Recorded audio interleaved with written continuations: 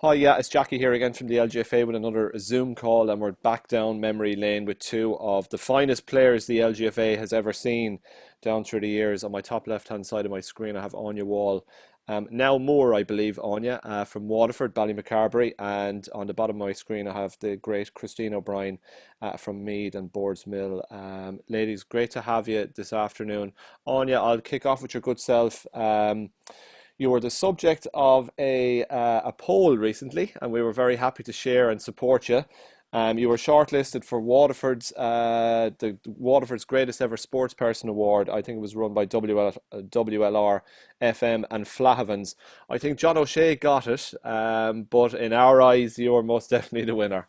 Well, I got a very popular ladies football vote anyway, that's for sure. I think yeah, I did well. I was in the top five for consideration. So sure, look, it was a bit of fun, and it was nice to be nominated along with Absolutely. everybody else.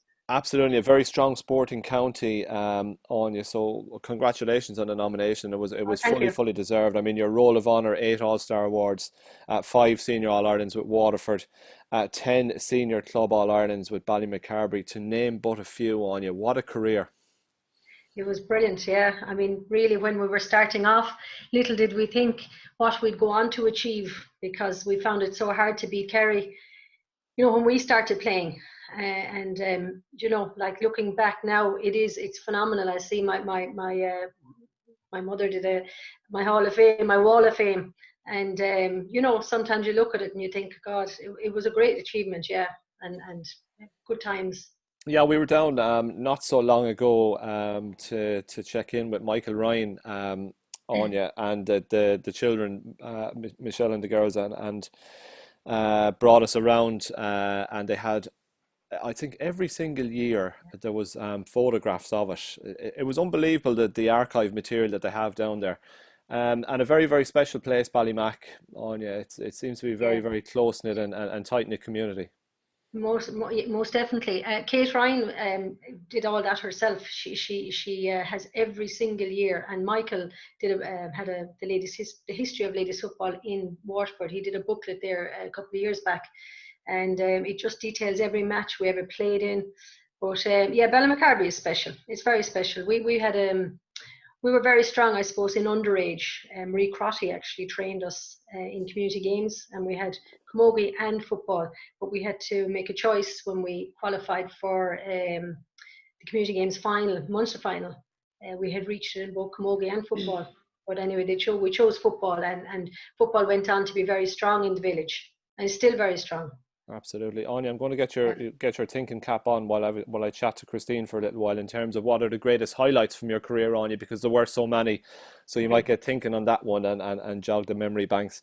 Christine, great to have you on board. A three-time All-Star, Christine. You were an absolutely phenomenal player as well. No stranger to finding the net, I have to say.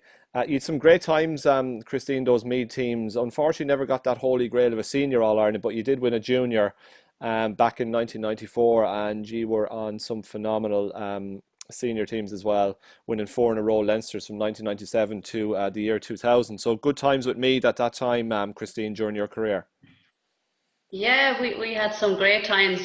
First of all, congratulations to Anya on her nomination. I said I would have certainly been in awe of Anya when I started out my football career, and she was just a fantastic footballer. And said I don't compare at all to when you hear about her. So many All Stars and so many championships that they won. They were a phenomenal team there in Waterford.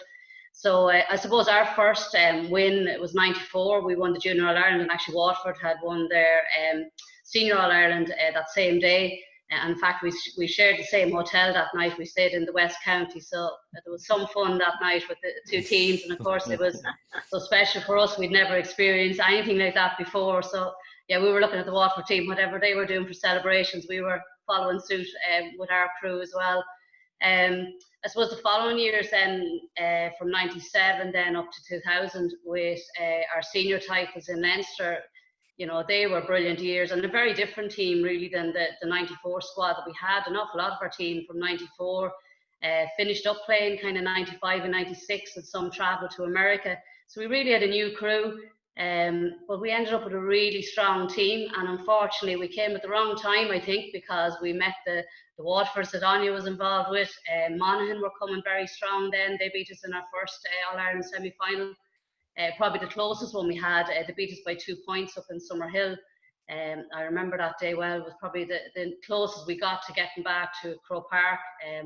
In fact, we had scored a goal with about 30 seconds to go in the match, which was disallowed, and we lost by 2 points. So it took us a long time to get over that bitter feeling and losing that, because the following 3 years then Waterford had beaten us, and then Mayo came strong then and beat us in 2 All-Ireland semi-finals as well. So while they're bittersweet times, they were still fantastic. Like, we were delighted to win senior titles for Leinster. They were hard to come by because you were coming against a very strong Laois team at the time, and also Dublin were coming really strong then. So look, it was hard to get out of Leinster, but we just didn't have the game plan to beat the likes of Waterford or Mayo or Monaghan just at that time. And then unfortunately the team changed again. A lot of people went away, so we had a whole new team kind of starting off in the early 2000s. And you were totally immersed in it at that time, Christine. It was everything in your life. Absolutely, it was my job as well, because actually '94, when we won the All-Ireland, 2 weeks after we'd won that All-Ireland, I had a job interview for Meath, with Meath County Board, for a games promotion officer role. Myself and another guy, James Battersby, started work for Meath County Board in October 1994, as I said, 2 weeks after the All-Ireland. And I'm still in that role. I've moved on to a games development administrator, but I'm still involved within a region here within the county, and my role kind of takes me to primary schools, second level schools, and more so now to clubs. And we've a lot of new staff in now as well, so I kind of look after some of the newer staff there as well within my area.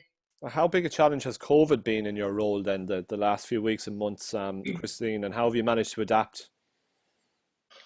Look, it's been tough. I suppose for myself, we've done a lot of online training, and I've Teams meetings coming out my ears at this stage, online meetings. But I suppose we've done a lot of webinars, and we've done a lot of personal training ourselves, and then the work we're doing with clubs has all transferred to remote learning, that we provide webinars for club coaches to go through different aspects of coaching and what they're facing with COVID and what's coming down the line. I suppose we're trying to get ready for September. We don't really know what's going to happen for September as regards schools. We can imagine ourselves that the first month we probably won't be invited into schools, but we actually have set up a Meath PE TV where we're going to do YouTube online lessons for the classes. So we'll do PE online for the teachers. So we did a trial run there 2 weeks ago, and we'd over 2,500 participants join us on a YouTube. Okay, that's absolutely phenomenal, Christine. Brilliant way to adapt in these times. Áine, how has that lockdown and COVID and all of that stuff? How has it impacted on your life? So I suppose just before Christmas, I retired from my job. I was working with the bank AIB. So I was at home when it all kicked off. So I stayed at home with the 3 children. My husband worked through it all. So we locked down from March 12th up until the beginning of June. And in the middle of it, then I sold my house and we relocated to Dungarvan. So we just moved in about a week or 2 ago. So I was busy packing, stepping over boxes for 2 or 3 months. Wow, you're kept busy. Actually, it's funny. We've moved. Very busy. I was living in Portlaoise myself. We've moved down to Tipperary here, where I'm from originally. So it's we're kindred spirits in a sense. It's quite a stressful thing moving house, isn't it, Áine? Oh, you didn't realize how much stuff you have. Yeah, absolutely. Yeah, there's a lot of boxes. Absolutely, and great to have them as well. I can tell you, and you need some extra boxes. So I suppose we were lucky. I mean, the kids were great, and we were in the middle of the countryside, so we were out and about, and the kids were playing and practicing their football and music, and the young lad came off his bike and broke his hand in the middle of it all. So we had that to contend with, but we did, and they were great, and we got on fine. Okay, good. Áine, to go back to the question I left you to ponder on, You had so many great days in the Waterford shirt and with club as well. What are the highlights that stick out for you and what springs to mind? I suppose I'd have to go back to when I was sub on the 1986 Junior All-Ireland team. I was just would have been turning 16. I was 15, turning 16, and thinking, would you make the breakthrough onto that senior team to see, to play with the likes of Marie Crotty, Bernie Ryan, and Dunford, to name but a few. And for the next couple of years, then Kerry were beating us. And to 80, I think 89, 90, we should have beaten them. And I think 91, we were kind of getting to a stage like, do you stay at it? Will some people retire? But 91 was a massive year. It was a really big year for us.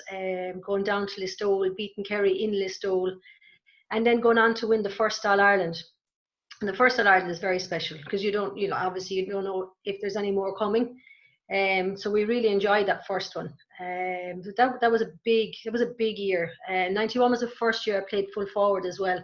I had been a wing forward, and it was, I suppose, a year of discovery. Like, because I was quite small, and trying to play in a full forward role was very difficult. And I remember having a conversation with my dad. I was saying one day, I said, I don't know that I know how to play full forward. And he said to me, if Michael Ryan is putting you in full forward, he said, you can score goals, so that's what you must do. So I took that from it, and that's what I tried to do. So 91 was a special year. 94 then was another superb year. I think we went unbeaten in 94 in all competitions. From league, I think we won the league final in 94. All-Ireland Senior, All-Ireland Club. So that was another great year. So it was I suppose 91 and 94 would have been the big highlights of my career. Absolutely brilliant. Yeah. To come back then as part of the Jubilee teams that at Croke Park, Áine, what's that like to come back and see the stadium and how things have changed? Unbelievable. The first year we went up, we didn't know what to expect, and we met up with our Laois rivals, and we had a great day. It was a superb day. We were treated so well. We were wined and dined and just made to feel very special. And made to feel when you're lining up waiting to go out in the field, you think you're going out playing in the All-Ireland. It was very special. Yeah, I remember I was down in the tunnel for the last couple of years waiting for when the Jubilee teams come out, and it can be lively down there, to say the least. Everyone's very happy. It's just great fun, a great fun day out for everybody, Áine, and to see all the old familiar faces again must be fantastic. Absolutely. Even to meet some of your own teammates that you mightn't come across too often. You'd see them on social media, or you'd see a comment or two, but to actually sit down and talk to somebody face to face as well, and to but that particular Laois team, like, we've some great friends in that, and it was great to catch up. And yeah, it's good fun. But like, the ladies' football has moved on so much from when we were playing. It's a magic day. It's great. Yeah, and we're still growing, thankfully. Yes, and long may that be the case. Christine, do you still follow the fortunes of Meath? Obviously, when you're heavily involved with coaching, I presume you do, and the team, and they've lost the last two intermediate All-Ireland finals, but have some terrific players. And we actually had a piece earlier on, Mauro Shaughnessy featured on alongside Joanne Doonan and Emer Meany from Cork, just talking about the draw. Meath will be one of the favourites, I'm sure, Christine, going into the 2020 championship, having gone so close over the last couple of years, and they've a very, very decent team and a very good management team led by Eamon Murray there. Yeah, look at it. It's a strange time, I suppose, for teams looking forward to championship, and I think there could be surprises in it in all the championships, because everybody is coming on an even keel, not having the same pre-season done that they normally would have. So yeah, I think there's going to be interesting matchups to come. As regards the team that are there at the moment, look, they're fantastic players. None other than Monica McGurk in the goals. Like, she's just absolutely a phenomenal player.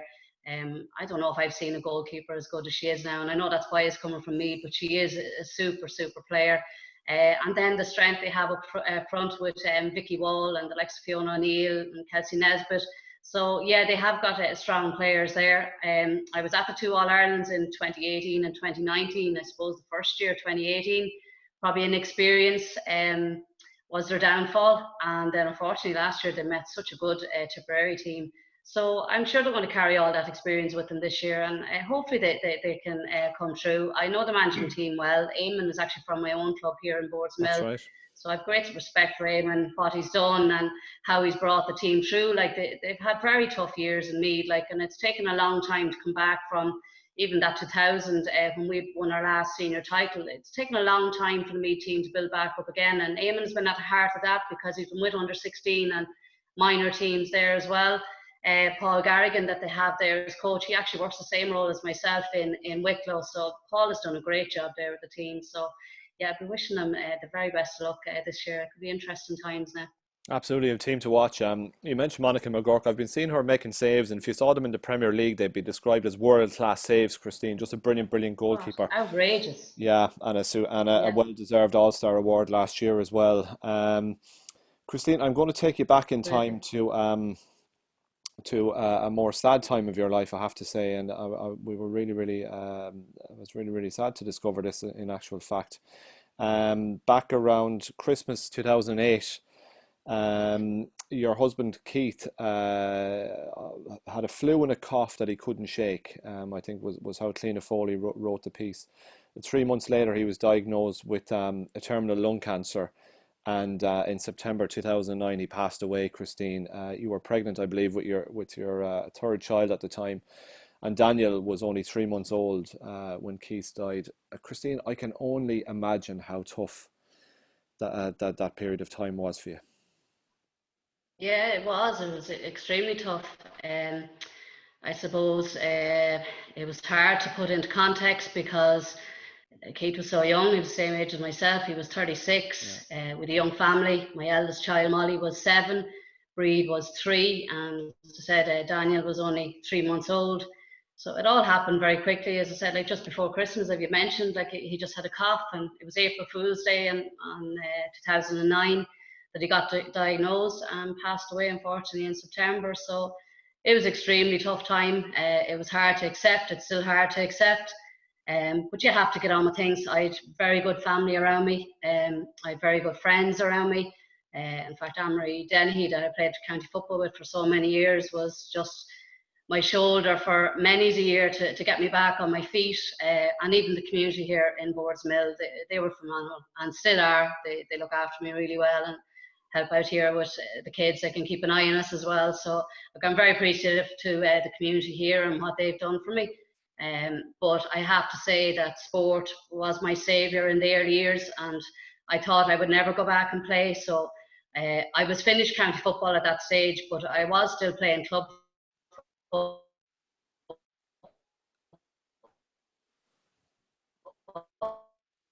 And I actually only played for another year. That I went back and played 1 or 2 games, and I just decided that look, I couldn't play football and camogie. So camogie probably has been my first love for many years, even though I was more successful probably at county football. So when I went back to play camogie, I suppose that's what kept ticking me over, and that was your social life because you were meeting up with the girls for training and for matches. So I'm still playing camogie, and that is still my social outlet, that I use the camogie as that. So yeah, I'm grateful for the friends I have here in the community and for the teams that I'm playing with and what that provides us. And I said all my kids are involved in GA as well, so and they're happy out down there too. Good, Christine, it's so emotional and so incredibly raw and honest, and we appreciate you talking about it, I have to say. Can I ask you how I'm a dad of two small boys, and we've another baby on the way in August, and I can only imagine not only the impact that it would have on Lisa if something happened to me, or on me if something happened to Lisa, but on the kids as well. Christine, how did you manage? You must be an incredibly strong person mentally and so resilient, obviously. How did you manage to come through it? I have to ask that question. I would find it an incredibly difficult thing to deal with, I have to say. I tell you that there is no answer, Jackie. Yeah, there is no answer to that, Jackie. I suppose if anyone was to think of, oh, if that ever happened to me, I'd never cope. That is exactly what I would say. Everybody would say that. I'll never cope. I would never cope if something like that happened to me. But when you're thrown into that situation, and I suppose the situation I was in, that I had 3 young kids, I had to cope, I had to manage, I had to move on, I had to get out of the bed, I had to kids to be happy and have a good life too. So you were dependable on your family, and you were dependent on the community to help where they could without even asking for help, because you never ask for that help, but people just offer to do things and help you out, or even call in. And those early days,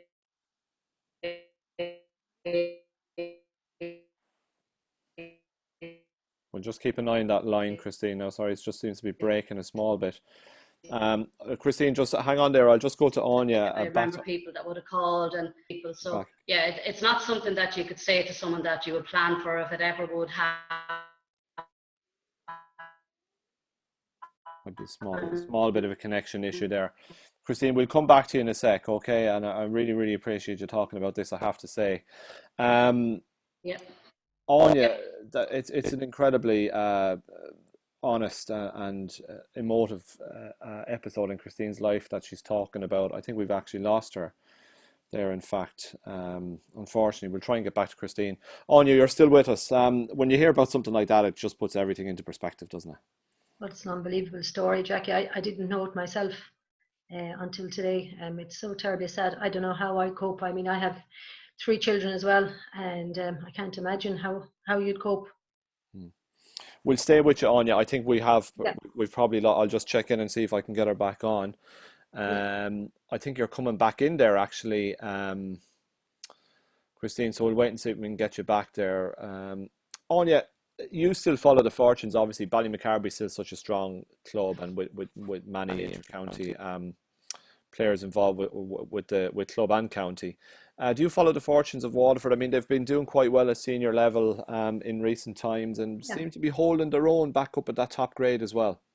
They are holding their own. I was up when they won the intermediate All Ireland. I brought the kids up to see it, and local games I'd go and see. And I went to see them last year playing in Dungarvan. I was very impressed, really, really impressed with the style of play. Kieran is doing a good job with them, and they're very strong. It was Cueva McGrath, Karen McGrath, and the Murray triplets. Yeah. Áine Wall is back playing with them again. Áine Wall, Roisin Tobin. There's great players there. There's super players. It's just sometimes it's just maybe a little lack of belief when you're playing the likes of Cork or playing the likes of Dublin. And but they're doing well now. To be great to see them. Maybe this year, I don't know what way is it working this year with. They're in a group with well, I know they've Dublin back in their group again. They played Dublin in the championship last year as well, so they have a tricky enough group. Not that any of them are straightforward, I have to say. There's some really tasty groups in the TG Cahill Senior Championship this year. So we're doing 4 groups of 3 once again, Áine. So it's the top team in each group will have to come through straight through to the semi-final. So it's only the top team gets through. So I'll run you through the groups actually. Group 1 is Cork, Cavan and Kerry. Group 2 is Galway, Tipperary and Monaghan, a nice group there as well. Group 3 is Dublin, Waterford and Donegal. So they have a tough group. And Group 4 is Mayo, Armagh and Tyrone. So look, they know what they're up against. Obviously they would have met those counties in the league as well in recent times, on you, which has to count for something. But Dublin and Donegal are tough opponents. Yeah, the only thing is, I suppose, with everybody being out for so long, and they're only back training, so you'd never know what might happen.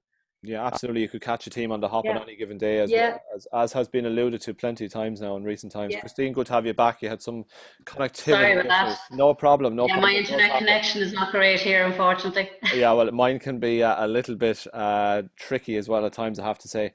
Christine, we were interrupted by technology when you were obviously recounting some of the more difficult times in your life. Sport was your saviour is a line that stuck with me particularly before you got cut off there. And the Gaelic for Mothers and Others programme, Christine, the impact that's had on your life as well. You might talk to us a little bit about that. Yeah, I suppose what I mean by the sport saving me, it was my outlet to get away from the house and to get away from what was happening here and what had happened. And when you went down to the field, you just went down to train, and it was a different conversation that you would have there. So I found that was really helpful. And I suppose then with Mothers and Others, that was just starting up really for at that stage. And Myself and another girl here, Patricia Cully, just kind of decided, wouldn't it be nice to get a few women together that would go down and just socially play the game? And I just found that it was just so soothing, I suppose, on the mind, because nobody went down to play a competition or to train hard. You just go down and have a laugh. And as I said, I miss socially being out with people, because I wasn't going out. The kids were young here, so I wasn't really socialising as much. So I just found that when we were down with the mothers and others, it was an excuse to make a social event. So whether we were down on the pitch or we organised to go out of a night, and I just found that was really helpful. So yeah, I would think anyone that's having struggles or issues, I think get yourself involved in something like that, because the support of the women that you have down there, it really is helpful. You couldn't say enough for it. Absolutely. Áine, when you look at obviously we have some fantastic players, some fantastic counties, and some fantastic games over the last while, but initiatives like Gaelic for Mothers and Others, Gaelic for Girls, Gaelic for Teens, club together, all of the strands from the development team, it just shows how the LGFA has grown in a wider sense. Yeah, it's huge now, isn't it? It's great. I suppose it's something that hasn't started in Ballymacarbry Club yet. I think maybe we're still a little bit too competitive at that age. Because Áine, Gaelic for Mothers and Others is recreational, and it's non-contact, and it's fun. So you're not quite ready for that yet. No, actually, and the twins, you had them on a few weeks ago, they actually set up a junior team at the club there a couple of years ago, maybe when we should have been going for Mothers and Others, so that we're still a little bit too competitive for Mothers and Others, but it's fantastic. I mean, even the underage, all the teams that are involved now, all the different leagues within your own county for the teams, like the amount of children playing football week in, week out it's massive. I train the under 14 team now in our club. Michelle McGrath is with me this year. She's a great trainer, and we've just come from the group just underneath us have 26 on one team, on one panel. So it's nearly impossible to get everybody a game. That's the downside of it. So you're trying to depend on challenge matches and that. But in ours, like we have 18 or 19 players, which is it's a nice panel. But all of them, some of them are involved in the age up again, and another very, very strong, very big panel. So it's wonderful to see that girls still want to play. When camogie is getting very strong, or is very strong. Wouldn't have always been strong in Waterford, but it's very strong in Waterford now. So it's great to see that they're still playing the ladies football. Brilliant, and long may that continue. Yeah. Christine, I suppose looking ahead, I mean, how much have you missed? I know you've been doing the webinars and you've meetings coming out of your ears, virtual meetings and remote meetings, no more than ourselves. Just to get back onto the pitch must be something really, really special. Oh yeah, last Monday night, our adult team, I'm still playing camogie myself. I'm shoved into the goals now. Where else would you put someone like myself? So we were back training last Monday, and we were like a group of under 8s, like that. You think we'd never seen each other before, and management would think we're going mad that it took about 15 minutes to settle us down and stop the chatting. But yeah, you can see that how important that training and that club is to everybody, and that they need that support, and they had needed it for the last few weeks. So probably a lot of people hadn't met up, and just I think it was nice for everybody to be down in the field. The following evening, then the Tuesday, was the start of our underage, and it was an unbelievable sight. Like, we'd had all the pitch sectioned off for different groups in different zones, and we had our COVID officers down, and it was a busy hub. But look, at everyone stuck to the regulations that are there, and they got in and did their training and went away, but you could just hear the excitement of the kids being down the field and seeing their friends again. So I do think, I think it's very important that people are back out, and that we're back down in the clubs, and that kids are getting to meet each other. I'm not so anxious about the competition, even though, like in Meath, like there's championships in the camogie starting on August 18th, and obviously all our various different groups are getting ready for championships. I'm not overly concerned about the championships or the competitions, really. Myself, I just felt that people needed to get back out and train, and particularly for the kids that needed to meet each other. I think competition, we'll get back to that again, and that will come all in good time. But yeah, look, at it, I said we've summer camps as regards work, and I suppose everybody would like to be cautious and be conservative, but I suppose there's other people making decisions as well, and you know, they have things that they have to do too, and they need to get the numbers back out there. So it's tricky to get things right. I said everybody's going to do their best with the regulations that are there to make sure staff are safe and to make sure the children are safe, and look at that we have a good time on camps as well, because kids need that too. Absolutely, it's great to be back. And ladies, I have to say it's been absolutely brilliant chatting to you today. Áine Wall from Ballymacarbry and Waterford, and Christine O'Brien, Boardsmill in County Meath. Ladies, I've enjoyed the chat, I have to say. Christine, I want to thank you most sincerely for your honesty around that particular topic, which was very, very difficult, I'm sure, to deal with at the time and still to talk about. Áine, good to see you again.